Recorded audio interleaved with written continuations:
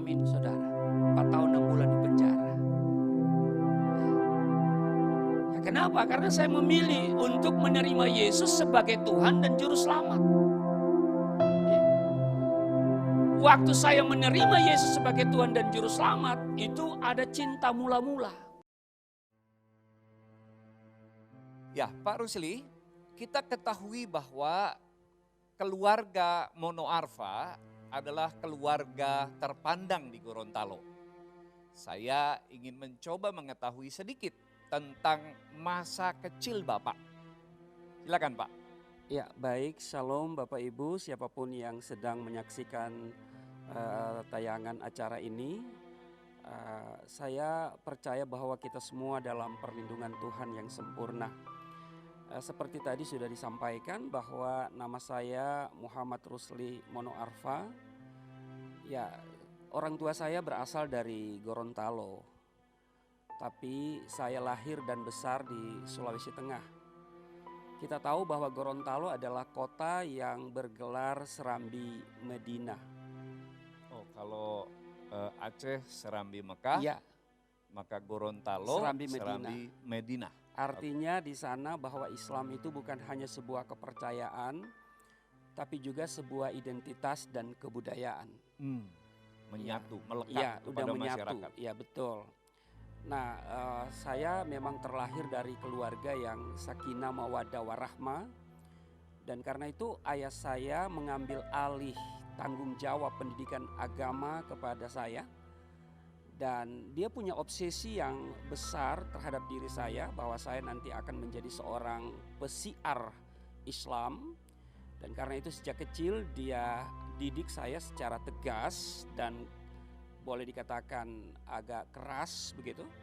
Dan sejak kecil dia ajarin saya untuk membaca kitab suci yang beraksara Timur Tengah atau Arab.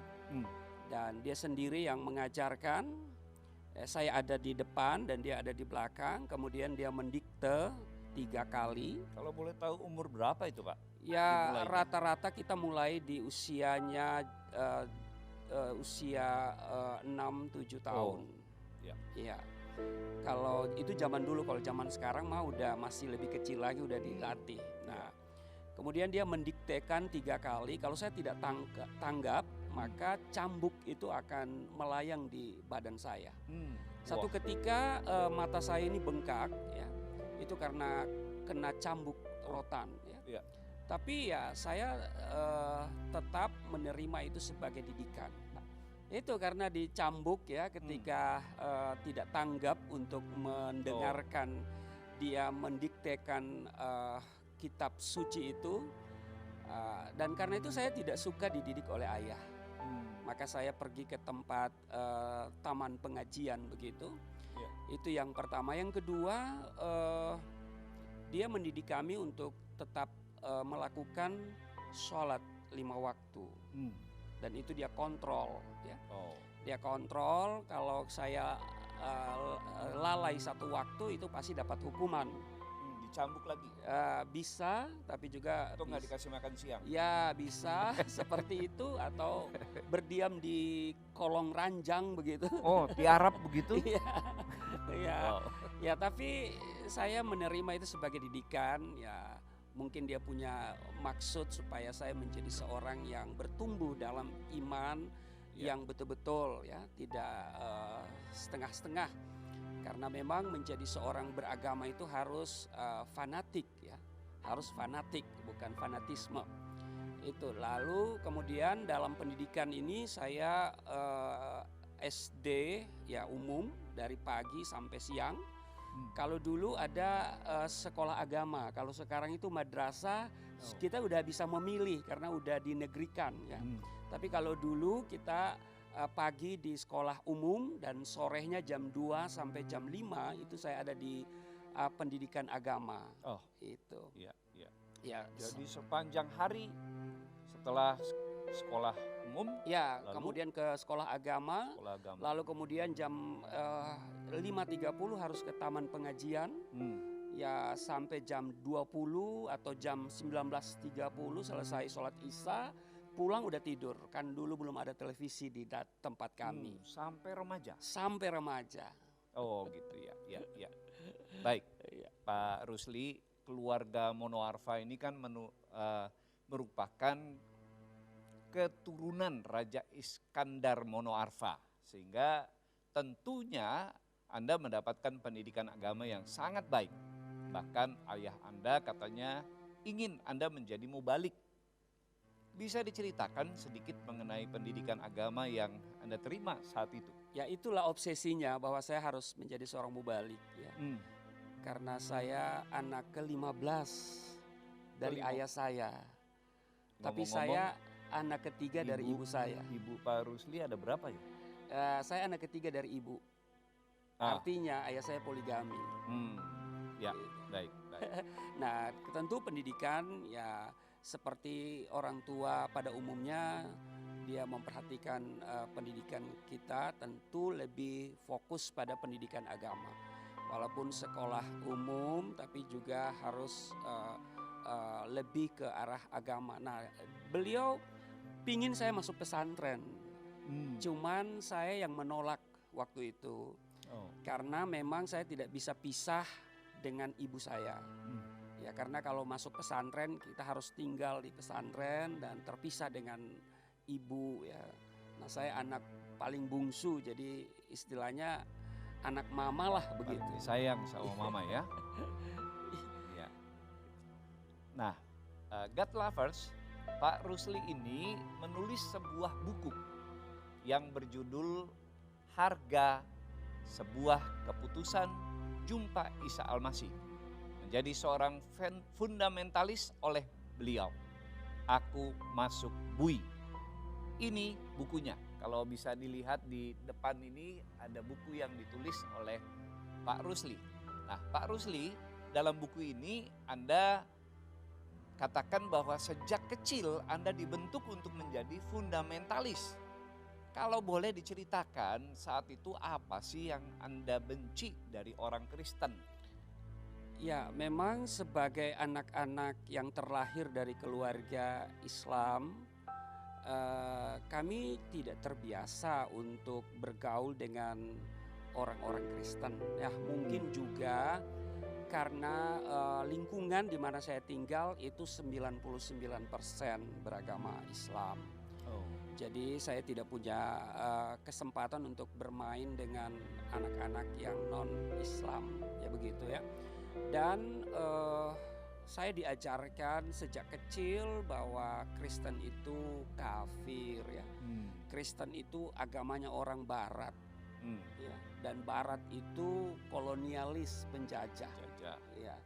Jadi ini yang tertanam sehingga saya memang tidak suka bergaul dengan orang Kristen. Ya, jadi jangankan jadi Kristen, bergaul dengan orang Kristen itu saya tidak suka.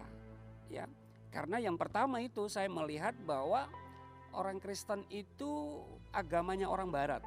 Barat itu kolonialis. Yang kedua, bahwa orang Kristen itu ketika saya melihat kehidupan praktis, sepertinya orang yang tidak pernah komitmen dengan Tuhan. Ya, ya mungkin karena saya tidak mendapati orang-orang Kristen yang seperti hari-hari ini yang begitu militan. Yang ketiga bahwa orang Kristen itu punya konsep Allahnya tiga. Ya, dengan dogma gereja Allah Tritunggal itu. Nah mungkin saya salah paham ya, saya gagal paham, saya pikir Allah Tritunggal itu bicara soal keberapaan Allah. Ya, jadi saya mendengar ada Allah Bapa, Allah Anak, Allah Roh Kudus. Ya, nah ini saya nggak mengerti. Ya, itu yang pertama. Yang kedua bahwa orang Kristen itu menyembah manusia yang kemudian dilantik menjadi Tuhan. Maksudnya? Ya Yesus Kristus ya. Dan yang ketiga dasar saya mengatakan orang Kristen itu kafir dan saya tidak suka dengan mereka. Ya konsep bahwa Yesus itu anak Allah. Ya. Karena itu saya pegang teguh surat Al-Ikhlas. Qul huwallahu ahad. Katakanlah bahwa Allah itu esa. Allahus Samad, Allah tempat bergantung segala sesuatu. Lam yalid walam yulad, tidak beranak dan tidak diperanakan. Ini saya pegang. Ya. Jadi kalau dikatakan Yesus anak Allah, nah ini saya bilang kafir nih. Ya. Jadi ini alasan bahwa saya itu mengatakan orang Kristen itu kafir. Ya. Iya, kalau Pak Rusli tadi mengatakan ada beberapa poin pemahaman Pak Rusli mengenai kekristenan, apakah boleh dibilang itu pemahaman secara umum terhadap kekristenan di Indonesia? Ya iya, karena waktu itu saya belum menemukan orang-orang yang mungkin militan, orang-orang yang hebat Yang bisa dalam menjelaskan soal ya. Jadi saya hanya mengenal secara umum, lalu kemudian bukan pada sumbernya, Iya. bukan pada langsung pada sumbernya. Gitu. Oke, baik Pak. Perkenalan Pak Rusli dengan teman-teman yang beragama Kristen itu dimulai ketika Bapak SMP, Iya, gitu ya. betul. Nah, Anda juga sering melecehkan iman mereka, bahkan ada anak seorang pendeta menurut ceritanya nih ya, yang sering Anda anggap bodoh karena dia berkata bahwa dia akan mendoakan Anda agar Anda mendapatkan kebenaran tentang apa yang Anda tidak mengerti. Mungkin dalam hal ini maksudnya adalah kekristenan. Bapak bisa ceritakan pengalaman ini? Iya, waktu itu saya sekolah di SMP Negeri 2 dan kemudian ada teman saya namanya Semi Dangawa, anak dari Gembala Sidang Gereja Sidang Jemaat Allah. Semi Dangawa. Ya, hari ini dia menjadi hamba Tuhan di Jawa Barat. Oh, ya, di Bandung. Semoga Pak Semi menyaksikan talk show ini ya. Jadi dia menjadi bulan-bulanan dengan saya karena saya sering suka berdebat. Ya, saya menghantam, menggugat imannya dengan berkata Yesus itu sesungguhnya tidak lebih hebat dari Adam. Ya, karena apa? Karena Adam itu kan tidak punya ayah, tidak punya ibu, tapi kok tidak dituhankan. Sementara Yesus atau Isa yang saya kenal dengan Isa itu kan hanya tidak punya ayah tapi punya ibu. Lalu kenapa Anda tuhankan begitu ya? Lalu kemudian kalau dia Tuhan, kenapa dia harus mati? Karena konsep agama ya Tuhan itu nggak bisa mati. Tuhan nggak mungkin kalah ya? Ya, Tuhan itu nggak boleh mati, nggak boleh kalah lah. Kalau memang dia Tuhan, kenapa dia tersalib? Lalu dia berteriak Eli Eli lama sabaktani begitu ya.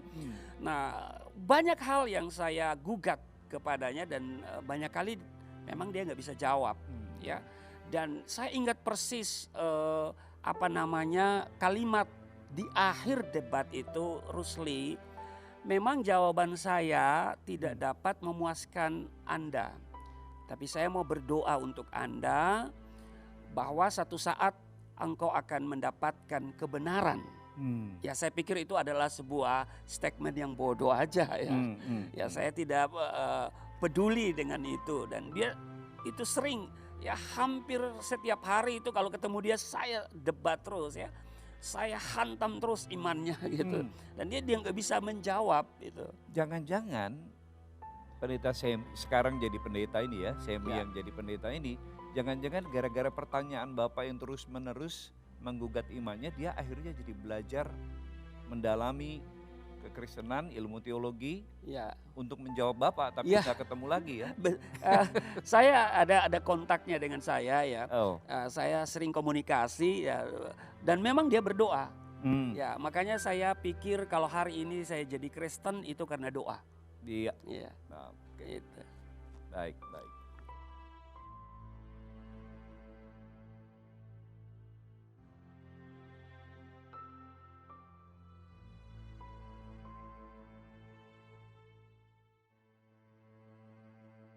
Nah, Pak Rusli, sekarang kita ingin mendengar mengenai pertemuan Bapak dengan Yesus Kristus, yaitu saat Anda duduk di bangku SMA. Tadi kan peristiwa dengan Semi itu di SMP ya? Iya, betul. Nah, di SMA rupanya ada buah dari perbincangan itu dan doanya Semi. Nah, Iya. ini terjadi 2 kali. Ya. Kalau gak salah, ini dimulai dengan perasaan kosong setiap Anda berdoa, meminta petunjuk mengenai jalan yang lurus. Iya. Dan munculnya beberapa pertanyaan dalam benak Anda mengenai tidak adanya jaminan keselamatan. Bisa nggak diceritakan apa yang terjadi pada saat itu? Ya, memang sejak SMP sampai SMA itu saya suka berdebat dengan teman-teman yang Kristen. Dan teman-teman SMA juga saat ini mereka masih ada dan mereka itu tahu bagaimana keberadaan saya. Ngomong-ngomong Bapak debat mereka, ada nggak yang pindah keyakinan, mengikuti keyakinan Pak Rusli? Eh, Di antara teman-teman yang berdebat. ada satu sih. Ada satu, berarti ada Bapak satu. berhasil memenangkan satu orang pada waktu itu Ya ya? itulah. Kemudian apa namanya? Ya saya mengalami fenomena ya di awal-awal itu ada suara yang datang. Hmm. Ya. Dan suara itu mengganggu saya, baik saya sedang duduk, saya berjalan ke sekolah, saya sedang sendiri di rumah, suara itu begitu jelas sehingga saya itu berbicara, saya mendengar suara itu tapi orang di sekitar saya nggak mendengar. Tidak ada penampakan, hanya suara. Belum ada. Oh. Bersuara saya ya, memanggil saya. Kadang-kadang saya cari siapa yang panggil. Nah, melihat fenomena itu, ibu saya bingung, kok anak ini kenapa? Ya kan? Kenapa anak ini ada sesuatu yang terjadikah? Nah, ibu saya itu memang pelaku okultisme. Oh. Iya, Iya, pelaku okultisme dan dia melihat bahwa mungkin saya akan kemasukan jin begitu ya. Ya, karena ada jin baik, ada jin jahat. Nah, ini persoalannya. Lalu saya itu dibawa ke teman ibu, teman okultismenya ya. Tapi mungkin apa namanya? Dukun begitu ya? Ya, dukun ya. Dukun. Dukun itu berkata begini, setelah dilayani beberapa kali, dia berkata begini, anak ini ada roh yang mengganggu. Oke. Dan roh itu terlalu besar untuk dikalahkan. Tetapi kita harus berusaha untuk mengalahkan roh itu. Kalau enggak ada 2 kemungkinan. Yeah. Kalau saya kuat, saya hidup gila. Tapi kalau saya tidak kuat, saya bisa mati. Waduh, ini lebih menakutkan lagi. Iya. Ya. Saya katakan sama ibu, udahlah kita nggak usah ke sana lah, nanti lebih takut lagi. Nah karena itu saya coba lebih khusyuk lagi, lebih fokus lagi pada ibadah, ya. Dan setelah beberapa bulan kemudian, nah ini yang semakin meningkatkan ya, ibadah ketakwaan mengaji lah begitu ya. Saya lebih fokus, saya lebih meningkatkan ketakwaan saya, dan ini sesuatu yang terjadi ya. Ayah saya itu biasa membangunkan kami untuk sholat subuh itu pada jam 3.30 ya. Walaupun memang masih panjang waktunya ya. Karena memang ayah saya itu sepanjang malam itu kerjanya ibadah ya, tidurnya cuma dikit ya. Jadi kerjanya itu memang ibadah, sholat tengah malam lah apalah. Jadi ya karena orang tua kadang mungkin susah tidur atau apa ya, jadi dia udah bangunkan kita lagi asik-asik tidur itu. Nah sedang dalam semua anak ya, dibangunkan, anak, ya dibangunkan dan ibadah. itu dia kontrol. Kalau saya nggak cepat bangun itu bisa diguyur pakai air tuh. Ya. Oke. Jadi kita harus mempersiapkan diri karena ini mau menghadap Allah Subhanahu wa taala begitu ya. Kita harus persiapkan diri tidak ngantuk ya, dan karena itu ada waktu yang harus masih ada waktu. Nah, dalam persiapan itu saya dapat penglihatan Pak Martin ya. Saya dibawa oleh 2 malaikat. Ya. Malaikat itu tidak bersayap. Ya. Kenapa saya katakan malaikat? Karena pakaiannya serba putih dan bercahaya begitu. Lalu saya di bawah. Dalam penglihatan itu saya di bawah. Saya bukan tidur ya. Saya sudah dalam kesadaran. Sadar. Ya. Pertama saya melihat diri saya di bawah. Ya. Tapi kemudian saya tidak lagi melihat diri saya di bawah, tapi saya yang sudah di bawah. Ya. Nah kita naik, walaupun malaikat itu tidak bersayap, tapi kita terbang. Oke. Ya, terbang lalu kemudian nih ada pertanyaan-pertanyaan saya yang jawaban dari malaikat itu menurut saya asing. Saya tanya kita mau kemana gitu. Dia katakan kita mau ke Taman Eden. Oh. Loh, saya kan tidak pernah mengenal kata Taman Eden ya, mungkin Firdaus. Firdaus ya. Lalu kita naik terus ya, terbang terus. Tibalah saya di satu tempat di ketinggian begitu. Ada satu bangunan ya, satu bangunan dan banyak orang di sana. Orang-orang itu sedang melambaikan tangan begitu ya. Dengan suara yang begitu merdu. Saya tidak bisa menghafal kata demi kata, kata demi kalimat dalam suara itu. Tapi yang pasti begitu merdu, indah. Lalu mereka angkat tangan. Nah saya pikir mereka itu sedang menyambut saya. Gitu kan. Saya pikir mereka itu sedang menyambut kedatangan saya. Lalu saya tanya kepada malaikat, siapa mereka itu? Lalu malaikat itu menjawab, mereka itu adalah orang-orang kudus. Nah, ini kalimat yang kedua ini lagi asing. Saya nggak pernah mengenal istilah itu ya. Mungkin kalau orang-orang suci ya, tapi ini orang-orang kudus. Nah, saya penasaran karena mereka sedang bersuara ya seperti lagu begitu ya. Tapi saya tidak bisa tangkap kata demi kalimat itu. Tapi suaranya begitu merdu, saya angkat tangan mereka itu saya pikir ke saya padahal ke satu titik begitu, ke satu fokus begitu ya. Dan saya terus mencari tahu lambaian tangan dan suara itu kemana gitu kan.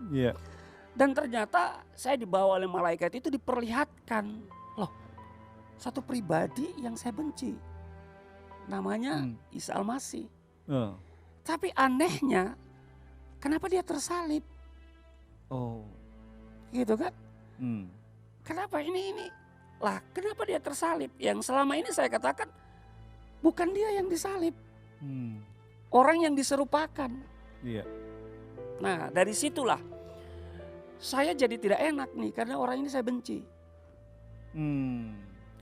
Jadi penglihatan Pak Rusli itu melihat sosok Isa Al-Masih atau Tuhan Yesus yang tersalib. Ya, ada lalu mahkota disembah. duri lagi. Ada mahkota duri di kepalanya. Terus kemudian ini lambaian tangan, suara itu ke arah dia memang gitu loh. Semua orang kudus itu sedang menyembah. Itu yang menjadi pertanyaan loh. Saya kan tahu bahwa bukan dia yang disalibkan. Nah kenapa saya melihat ini pribadi ini lalu kenapa dia tersalib? Wah, harusnya ini tidak tersalib yang luar biasa ya Pak. Nah kemudian dari situlah saya jadi tidak enak. Situasi itu menjadi tempat itu tidak menjadi enak bagi saya karena ini orang saya benci. Coba Pak Martin hadir di satu tempat di mana orang ada di situ yang paling Bapak benci. Iya kan? Paling Bapak ayo pulang deh, pulang. Gak nyaman begitu. Saya pun seperti itu. Terjadi tarik menarik nih. Saya mau pulang, malaikat tahan. Saya lihat ke bawah loh. Saya ada di ketinggian. Dunia dengan segala kesibukannya. Nah, tapi saya teriak. Ternyata waktu saya teriak sudah mau segera sholat gitu. Hilang. Nah dari sinilah merubah seluruh konsep berpikir saya tentang kekristenan. Tentang Yesus, tentang Isa. Ya. Tetapi mulai muncul sebuah kerinduan begitu. Semangat untuk mengenal siapa sesungguhnya pribadi itu. Jadi buah penglihatan itu membuat Bapak semakin penasaran, ingin mendalami kekristenan, ingin tahu, gitu ya. Betul. Oh, sangat menarik. Ya. God Lovers, menarik sekali perbincangan kita dengan Pak Rusli Monoarfa. Kita sudah mendengar mengenai masa kecil beliau dan bagaimana perjumpaan beliau dengan Kristus lewat penglihatan yang tadi baru saja diceritakan.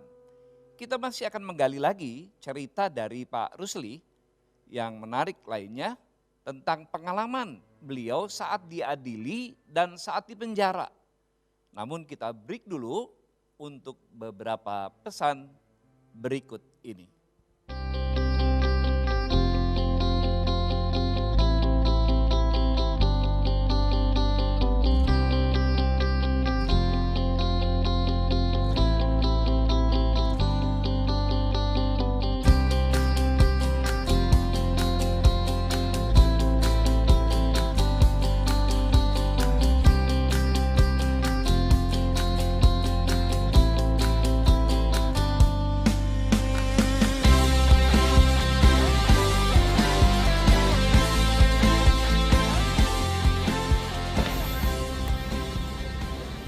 Halo, udah tahu belum kalau sekarang GKRI Diaspora City Center udah punya YouTube channel, namanya Diaspora TV.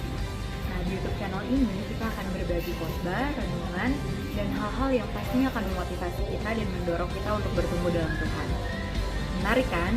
Makanya jangan lupa kunjungi YouTube channel kita, like video-videonya, share juga ke orang-orang, dan berikan komentar supaya kita semakin semangat bikin konten-konten baru. Terakhir, jangan lupa di-subscribe dan sekalian bunyikan lonceng supaya selalu bisa dapat notifikasi setiap kita upload konten baru yang pasti akan memberkati kita semua.